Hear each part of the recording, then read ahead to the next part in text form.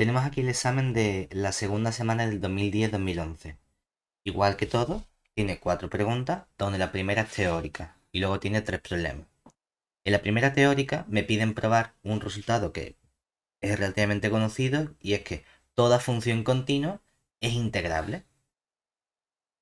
Entonces, vamos a ver cómo podemos probar esto utilizando realmente las definiciones que tenemos de continuidad e integrabilidad. Entonces, vamos a escribirnos lo que nosotros sabemos. Es decir, sabemos que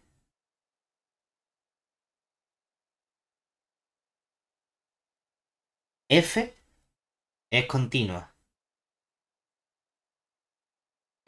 en el conjunto AB. Pero entonces, también sabemos que el conjunto AB es un conjunto especial, ¿verdad? ¿Cómo se llamaba el conjunto AB en concreto? Mm, Un conjunto compacto, ¿verdad? así es.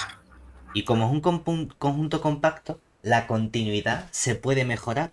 Se puede mejorar no solo a continuidad a seca, sino a que la f es uniformemente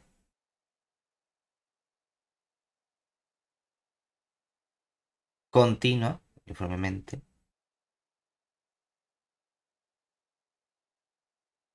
continua en el conjunto AB.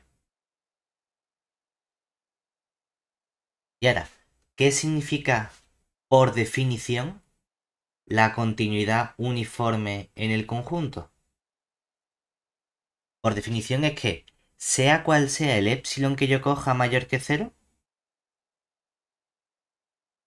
y el delta mayor que cero, ¿qué va a ocurrir?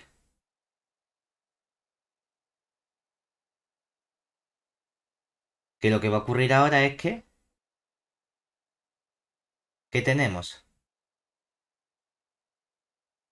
Que los f de un cierto punto, vamos a llamarlo x, venga, menos f de un cierto punto x gorrito, son menores que epsilon, sea cualen sean los puntos x y x gorrito que yo coja que estén suficientemente cerca del delta, ¿verdad? Pero ahora este delta ya no depende de los puntos x y x gorrito, sino que es independiente de ellos, ¿vale?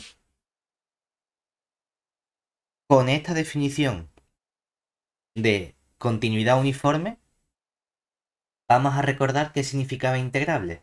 Teníamos una caracterización de integrable, ¿verdad? Entonces, recordemos que f es integrable Riemann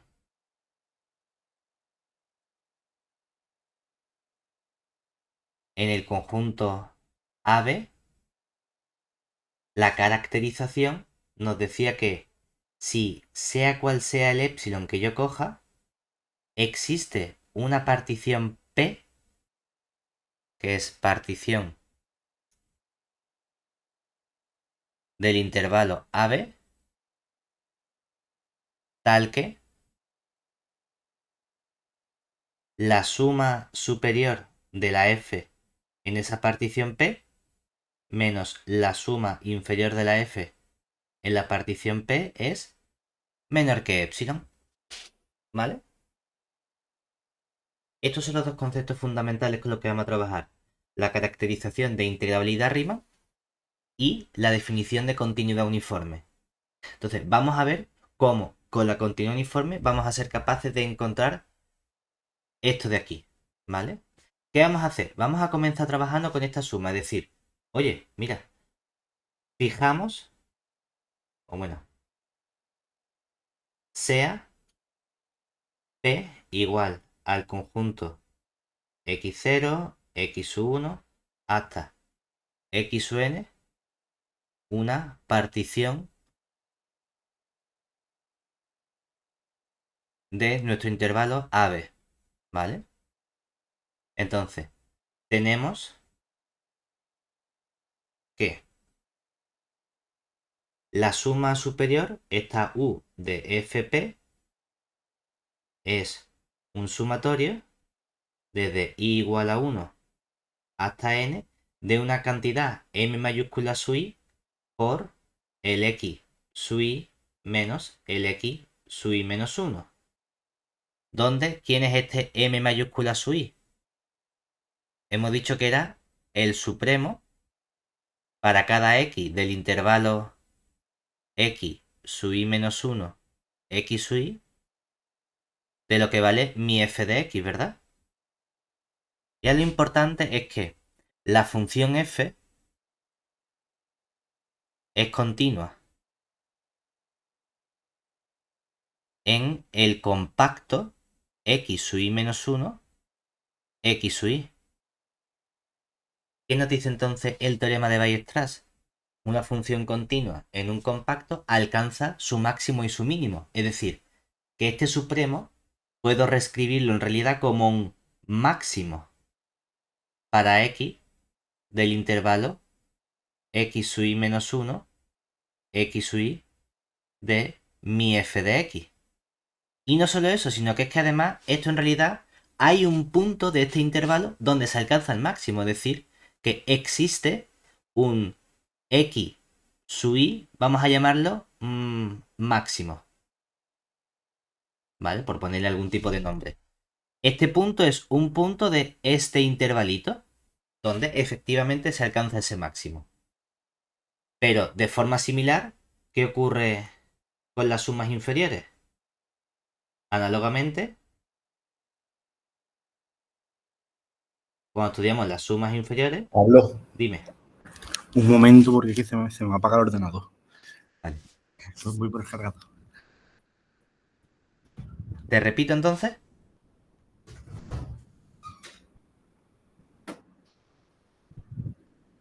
Lo que tenemos esencialmente es que estamos diciendo la suma superior es este sumatorio donde este m sub i es lo que vale f en un cierto punto y análogamente esta suma inferior va a ser lo mismo, va a ser un sumatorio desde i igual a 1 hasta n y en lugar del m sub i minúscula, que podríamos escribirlo, ¿verdad? Del x sub i menos el x sub i menos 1, lo que tenemos es que este m sub i minúscula, igual que ocurre con el supremo, va a ser un ínfimo, pero como la función es continua, se convierte en un mínimo, lo cual significa que esto es f de un cierto punto x sub i mínimo. Es decir, que hay un punto en este intervalo x sub i menos 1, x sub i, donde se alcanza el mínimo. ¿De acuerdo? Claro. Pero es que entonces, cuando yo estudio la suma superior menos la suma inferior, esto sería el sumatorio desde i igual a 1 hasta n de la f en el punto máximo por el x sub i menos 1 menos el x sub i menos el x sub i menos 1 y le restamos la suma desde 1 hasta n de lo que vale en el mínimo del x sub i menos x sub i menos 1, ¿verdad? Pero tengo la misma suma, los mismos x sub i, lo puedo meter todo dentro de una suma, ¿verdad? Si lo meto dentro de una suma, se convierte en el sumatorio desde i igual a 1 hasta n, saco factor común este x sub i menos x sub i menos 1 y me quedaría f en el punto x sub i máximo menos f en el punto x sub i mínimo, ¿verdad? Y todo eso multiplicado por el x sub i menos el x sub i menos 1. ¿Hasta ahí bien? Sí. Y ahora, ¿qué ocurre con estos elementos que aparecen aquí? Que seguro, como estoy dividiendo estos intervalitos, ¿verdad? Esto, como mucho, ¿cuánto va a valer? Pues como mucho vale b menos a, ¿verdad? esto es un subintervalito, es un trocito de todo el intervalo AB, por lo tanto, eso va a medir menos que todo el intervalo AB, ¿cierto? Y ahora, si te fijas, obviamente la función en el punto máximo es mayor o igual que la función en el punto mínimo. Entonces, este número siempre es más grande que este que está restando. Por lo tanto, esto yo, si quiero, también lo podría poner como el valor absoluto de f del x sub i máximo menos f del x sub i mínimo. Y ahora vamos a utilizar la continuidad uniforme. Porque entonces, por la continuidad uniforme de la f que sabemos, la continuidad uniforme decía que f de un punto menos f de ese punto es siempre menor que el epsilon que a mí me da la gana siempre que coja los puntos suficientemente cerca, ¿verdad? Entonces lo que sabemos es que esto va a ser menor que ¿quién? Vamos a elegir el siguiente epsilon. Uno podría decir, a priori, si yo digo, es que esta expresión que aparece aquí, yo podría decir, esto es menor que un cierto epsilon, ¿verdad? El sumatorio. Aquí, esto es menor que el sumatorio. Bueno, lo vamos a poner abajo en realidad. Aquí, que el sumatorio desde i igual a 1 hasta n y todos estos términos son menores que un cierto epsilon y ahora esto lo habíamos acotado por b menos a, ¿verdad? Pero entonces, ¿qué ocurre aquí? El epsilon no depende de la i, el b menos a no depende de la i. Lo puedo sacar fuera del sumatorio y tendría epsilon por b menos a por el sumatorio desde i igual a 1 hasta n de 1, ¿verdad? Y si sumo 1 en total n veces, todo esto suma n, ¿cierto? O sea que esto me quedaría menor que epsilon por el b menos a por n. ¿Qué vamos a hacer nosotros? Queremos elegir el epsilon de forma adecuada, ¿verdad? Entonces, lo que quiero es precisamente que este epsilon que elegimos aquí en realidad sea un epsilon gorrito igual al epsilon partido b menos a con la n. Para que de este modo esto nos quede en realidad, o si queremos al revés, ponemos epsilon igual al epsilon gorrito, para que entonces esto sería simplemente el epsilon gorrito que estamos buscando. ¿Qué hemos dicho entonces? Sea cual sea el epsilon gorrito que yo coja, puedo coger epsilon igual a epsilon gorrito entre b menos a partido por n, de modo que por la continuidad uniforme esto es más chico que este epsilon, y entonces la diferencia de la suma superior con la suma inferior es más chico que este epsilon gorrito. Acabamos de probar así que efectivamente siempre puedo encontrar una partición de modo que esta diferencia es menor que el epsilon gorrito que estamos buscando. Lo cual significa que nuestra f es efectivamente integrable Riemann en nuestro intervalo AB, que era lo que queríamos demostrar. ¿Se entiende el proceso? Sí, vale. Ujú. Es un poquito teórico, pero si te fijas, lo único que hemos hecho ha sido escribir la definición de la suma superior y la suma inferior. Hemos utilizado que por la continuidad este supremo y este ínfimo se alcanzan en un punto, de modo que me permite escribirlo como f de punto menos f de punto. Como tengo f de algo menos f de algo, aquí voy a usar la continuidad uniforme, que me permite toda esa expresión, esa diferencia de las f, acotarlas por algo, por un cierto epsilon. ¿Que queremos poner el epsilon bonito para que al final aquí te quede algo? Perfecto. Que lo llama simplemente epsilon, entonces me aparece este epsilon por b menos a por n un poquito más feo. ¿De acuerdo? que esto es lo típico que a lo mejor en una demostración uno dice, cogemos epsilon partido de 2. Y tú dices, ¿por qué partido de 2? Porque luego al final te sale epsilon partido de 2 más epsilon partido por 2 y nos queda epsilon, para que no me quede 2 epsilon. Aquí igual diríamos, cojamos epsilon igual a epsilon gorrito entre b menos a por n. Y tú dices, joder, ¿y por qué esto? No, porque en verdad uno coge un epsilon cualquiera, ve que le queda esta expresión y dice, ah, bueno, pues para que me quede esto, lo divido y así me queda al final el epsilon bonito. Es una manía que tenemos los de análisis porque al final me quede epsilon a seca, ¿sabes? Pero salvo eso, no pasa nada más. Venga, ya tenemos el teórico listo. Ahora, segundo ejercicio. Cálculo de integrales a seca. ¿Qué vamos a hacer? Tenemos una integral racional trigonométrica.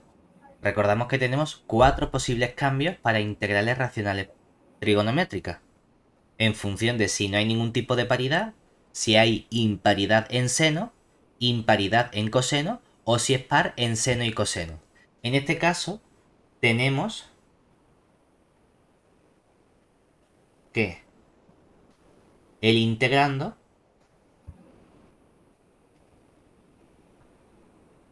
es par en seno y coseno, ya que Pero si no, no hay, ¿no? no pasa nada. Es Pero se llama decir, así, ¿no? si yo tengo f y digo voy a cambiar el seno por menos el seno de x y voy a cambiar el coseno por menos el coseno de x. Claro, tú dices, es que no hay seno. Bueno, ya, pues no se cambia por nada, ¿verdad? Pero entonces me quedaría 1 entre, en lugar de escribir coseno de x, escribo menos coseno de x. Y todo eso lo elevo al cuadrado, ¿verdad? Que es lo mismo, menos al cuadrado sería 1 partido el coseno al cuadrado de x. Y esta es la misma función f en términos de seno y de coseno. Es que si no aparece el seno, bueno, pues no pasa nada, lo cambias por lo que es, ¿no? Es como si te digo, coge una función constante f de x que vale 5. ¿No puedes calcular f de 7? Es que no hay x para cambiar. Bueno, ya, pues entonces que vale siempre 5, ¿verdad? ¿No puedo calcular f de 2? Es que no hay x. Ya, bueno, pues sigue valiendo 5, ¿verdad? Aquí es lo mismo. Es que no hay seno, entonces no puedo cambiarlo. Sí, lo que pasa que es que no tienes nada que cambiar, ¿verdad? Y entonces, como tenemos que es par en seno y coseno, realizamos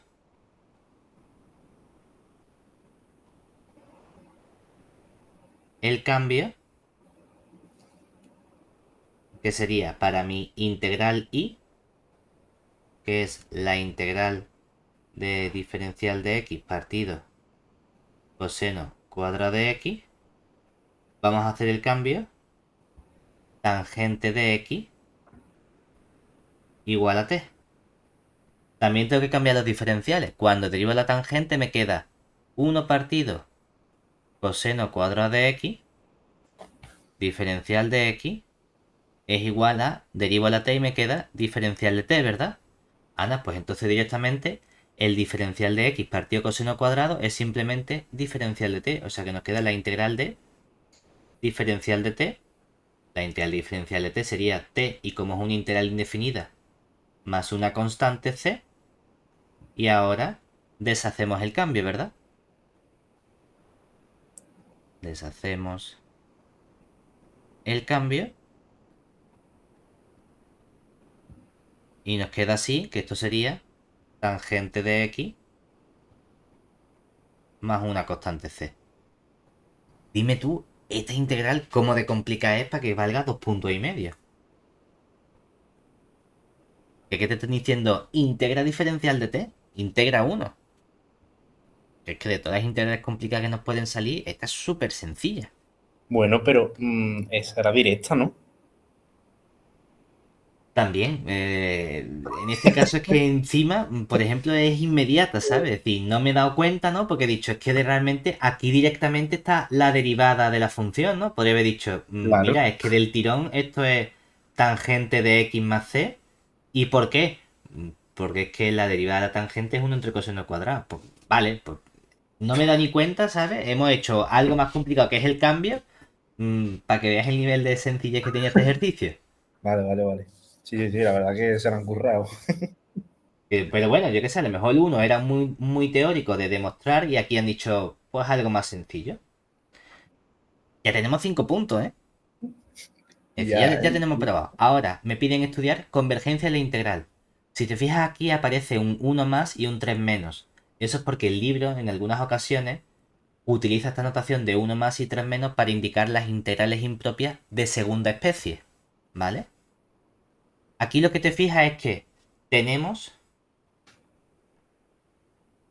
una integral impropia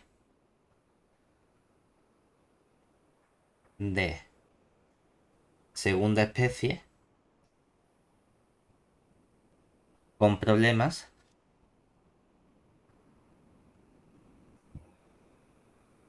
en x igual a 1 y x igual a 3. ¿Vale? ¿Hay problema en un punto o hay problema en más de un punto? Hay problema en 2 puntos, ¿verdad?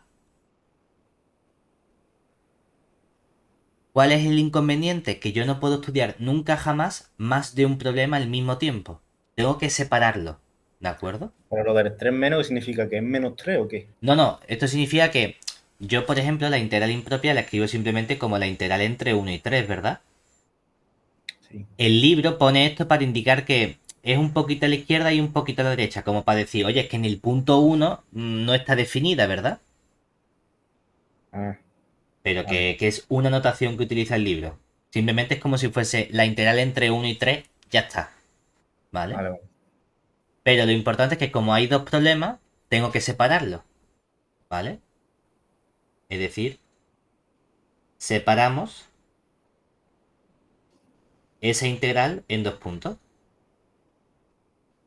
Lo cual significa que yo escribiría simplemente la integral entre 1 y 3 de diferencial de x partido, y aquí aparece nuestra raíz de 3 menos x menos 1, va a ser igual a la integral entre 1 y el punto que te dé la gana, diferencial de x partido la raíz de 3 menos x menos 1, más la integral entre el punto que elijas y el 3 de diferencial de x dividido entre la raíz de 3 menos x y x menos 1. ¿Qué punto quieres poner aquí? Lo mismo. Yo pondría el 2 porque me gustan las cosas simétricas, ¿sabes? Somos matemáticos, pero que puedes poner uno y uno con uno y uno con uno Sí, a hombre, 3, anda ya. ¿sabes? Anda ya, Sí. hombre, fue mucho, mucho calentar la cabeza ya. ¿El qué? ¿El qué?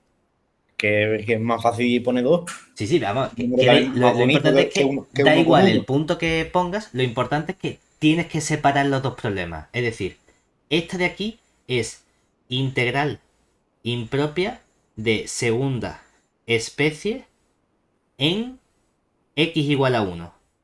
Mientras que esta es una integral impropia de segunda especie, pero solo tiene el problema en x igual a 3. ¿Vale? Eso es lo importante. Que solo puedo estudiar las integrales impropias un problema por cada lado. ¿De acuerdo? Y ya decimos, bueno, vamos a ver entonces qué pasa con estas funciones. Vamos a estudiar por separado cada integral. Es decir, estudiamos por separado qué ocurre, por ejemplo, con la primera que sería la integral entre 1 y 2 de 1 partido la raíz de 3 menos x con x menos 1, diferencial de x. ¿Vale? Aquí, ¿qué vamos a hacer? Vamos a decir, bueno, mi función f de x es esta función que aparece aquí, ¿verdad? Esta es mi f de x. Pero en realidad esta función, ¿como quién se comporta? El 3 menos x no da problema, ¿verdad? El 3 menos x en el 1, ¿quién es en realidad? Es como la función 1 partido la raíz de 3 menos 1 por x menos 1, ¿verdad? Entonces, esto al final, esto es una constante, esto es como si yo cogiese la función 1 partido x menos 1 elevado a ¿cuánto? Elevado a un medio, ¿verdad? Si tú coges esta función g de x, ¿qué le pasa a esta función en el 1? Es decir, ¿qué ocurre con la integral entre 1 y 2 de la función g de x? Que las potencias, ¿cuándo eran integrables? Cuando este coeficiente era menor estricto que 1, ¿verdad? Esta converge por ser un medio menor estricto que 1, ¿verdad? En general las potencias de la forma 1 entre x elevado a p o x menos punto elevado a p, en el punto había convergencia si el exponente era menor estricto que 1, ¿verdad? Entonces, si aplicamos comparación por pasos límite, ¿qué obtenemos? Que si yo estudio el límite cuando x tiende al punto, y ahora sí, al estudiar el límite no lo estudio en el 1, ¿verdad? Porque en el 1 no está definido, sino en el 1 por la derecha, ¿verdad? Que es donde está el problema. Por eso ponen aquí este 1 más. Pues lo que decimos es, arriba va mi función f de x, que sería 1 partido la raíz de 3 menos x menos 1, dividido entre la g, que sería 1 partido la raíz de x menos 1, y nos queda el límite cuando x tiende a 1 por la derecha de 1 partido la raíz de 3 menos x, ¿verdad? Esto valdría 1 partido raíz de 2, que lo importante es que es un número que ni vale 0 ni vale más infinito, ¿verdad? Y si el límite me sale un número que no es 0 ni es más infinito, lo que me está dando información es que las dos integrales convergen o divergen, ¿verdad? Pero, ¿qué ha ocurrido con la de la g?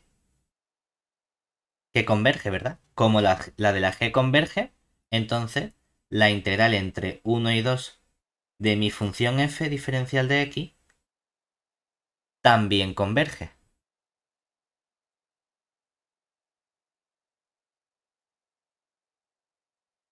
¿Vale? Y ahora me falta la otra integral, ¿verdad? Pero esto es inmediato porque, análogamente,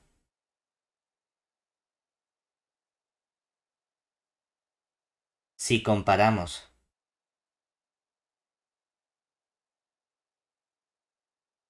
la integral entre 2 y 3 de 1 partido la raíz de 3 menos x menos 1 diferencial de x, con la integral entre 2 y 3 de 1 partido el 3 menos x elevado a un medio, ¿qué le pasa a esta? Que converge, ¿verdad? Porque está elevado a un exponente que es menor que 1, obtenemos que la integral converge también, ¿verdad? Y si converge cada trozo por separado, ¿cuál es la conclusión?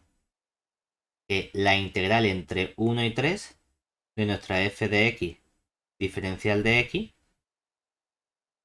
converge de forma conjunta, ¿verdad? ¿Se entiende el proceso?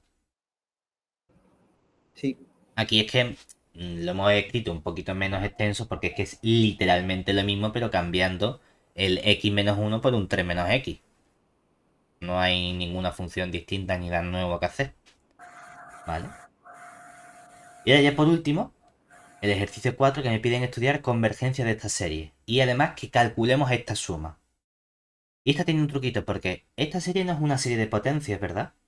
Para que fuese una serie de potencias tendría que tener x elevado a n. Pero aquí aparece 1 más el logaritmo de x elevado a n.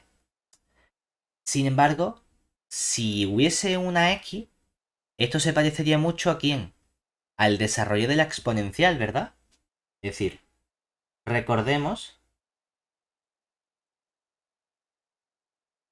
que si yo tengo e elevado a un w, esto lo puedo pensar como el sumatorio desde n igual a 0 hasta infinito de w elevado a n partido n factorial. Lo cual significa que entonces, si le resto 1, e elevado a w menos 1 coincide con el sumatorio. Al restarle 1 le estoy restando el término n igual a 0. Es decir, sería desde n igual a 1 hasta infinito de w elevado a n partido n factorial, ¿cierto? Y esto es válido para todo w real, ¿cierto? Porque el desarrollo en serie de la exponencial, el radio de convergencia es más infinito, por lo tanto es válido en todo el conjunto de los reales. Y esto se parece mucho a la serie que a mí me han dado, ¿verdad? Es la misma serie pero cambiando el w por 1 más logaritmo de x. Entonces, si tomamos w justamente como 1 más el logaritmo de x, obtenemos que el sumatorio desde n igual a 1 hasta infinito de 1 más logaritmo de x, todo eso elevado a n dividido entre n factorial, es simplemente e elevado a 1 más logaritmo de x y todo eso le restamos 1. O lo que es lo mismo, esto es e elevado a 1 por e elevado al logaritmo de x menos 1. Que nos queda simplemente e elevado a 1 es e elevado al logaritmo, como son funciones inversas, nos queda x y aquí restamos 1, ¿verdad? ¿Y cuándo es válido este desarrollo? Para todo w real, es decir, esto es válido para todo 1 más logaritmo de x que pertenezca a R, ¿verdad? O lo que es lo mismo, si y solo si el logaritmo de x pertenece a R. O lo que es lo mismo, si y solo si, sea cual sea el x que pertenezca a 0 abierto más infinito, que es el dominio de nuestra función logaritmo, ¿verdad? Y justamente es el conjunto en el que me están diciendo a mí que estudie esa suma, ¿verdad? Ah, pues que esta serie converge y el valor es e por x menos 1, sea cual sea el x del intervalo 0 más infinito. Y ya tenemos el ejercicio completo y el examen completo.